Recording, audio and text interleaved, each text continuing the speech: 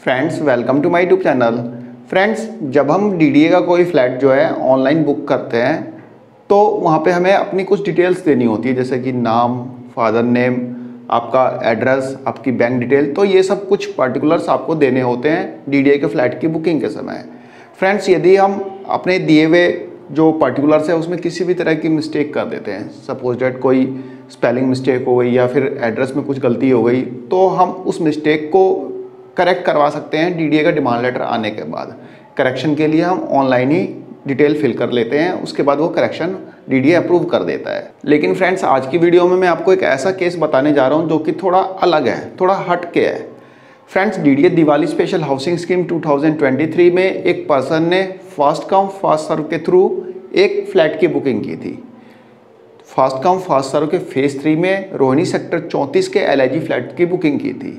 Friend जैसा कि आपको पता ही है कि फास्ट कम फास्ट सर्व में LIG फ्लैट की बुकिंग का जो अमाउंट होता है 1 लाख रुपए होता है। तो 1 लाख रुपए पे करके उन्होंने LIG फ्लैट की बुकिंग की रोहिणी सेक्टर 34 में। उसके बाद 1-2 दिन में उनका डिमांड लेटर भी आ गया।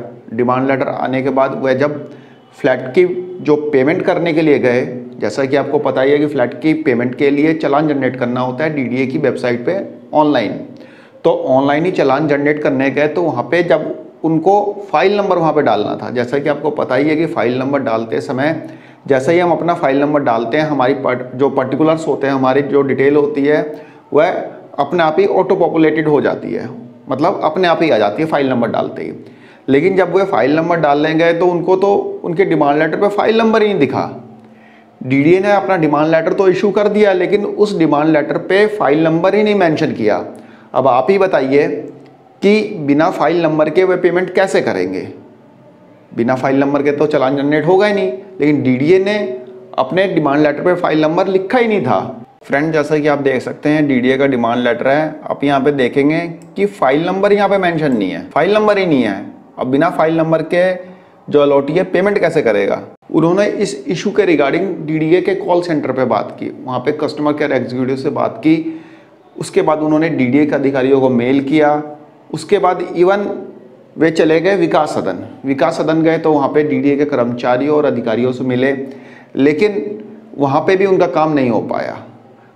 डीडीए कर्मचारी बोले कि भाई 1-2 दिन में ठीक हो जाएगा, हम ठीक कर देंगे, हम देखते हैं ये कैसे हो गया, ऐसा तो होता नहीं है। तो इस टाइप के कई टाल मटोल वहाँ पे उनसे करते रहे वे लोग और आखिरकार उन्हें खाली हाथ वापस आना पड़ा।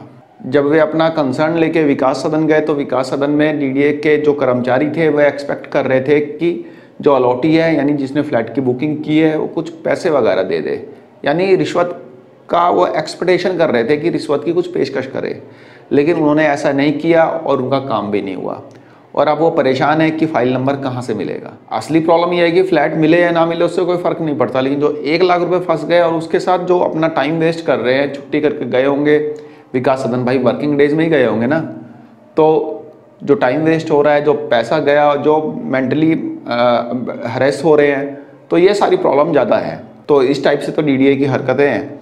फ्रेंड्स एक तो जहाँ रोहिणी सेक्टर 34-35 के फ्लैट्स डीडीए पिछले 10 साल से नहीं बेच पा रहा है और जो खरीदार मिल रहा है उसके साथ आप ऐसे कर रहे हो, तो कौन फ्लैट में ज़्यादा इंटरेस्ट लेगा? भाई कम से कम जहाँ के फ्लैट नहीं बिक पा रहे हैं वहाँ के फ्लैट जो खरीद रहा है उसको तो फटाफट आप दे दो, पता चले उसका मन बदल जाए। बेशक 1 लाख रुपए छोड़ दे लेकिन आपका 14-15 लाख की चीज़ तो रह जाएगी ना। तो खैर ये तो डीडीए की अपनी प्रॉब्लम है, उसमें हम क्या कर सकते। फिलहाल डीडीए किस टाइप से परेशान करता है ये आपने यहाँ पे देखा। तो फ्रेंड्स एक छोटी सी इन्फॉर्मेशन थी, आई होप आपको पसंद आई होगी। धन्यवाद, नमस्कार।